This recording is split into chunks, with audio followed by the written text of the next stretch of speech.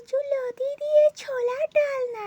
তার জন্য প্রথমে কচুলতিগুলোকে পরিষ্কার করে ধুয়ে তার উপরে হলুদ গুঁড়ো, লবণ গুঁড়ো, স্বাদ মতন বেকিং সোডা দিয়ে এখানে সিদ্ধ করতে দিতে হবে।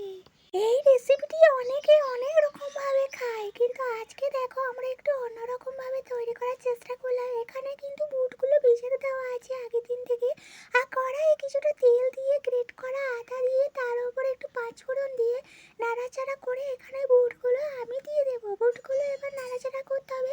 তার মধ্যে হলুদ গুঁড়ো আবার একটু দেবো, আর তার মধ্যে দিয়ে দেবো একটু মরিচি গুঁড়ো আর এখানে মশলাগুলো। এটা কিন্তু সম্পূর্ণ নিরামিষ রেসিপি,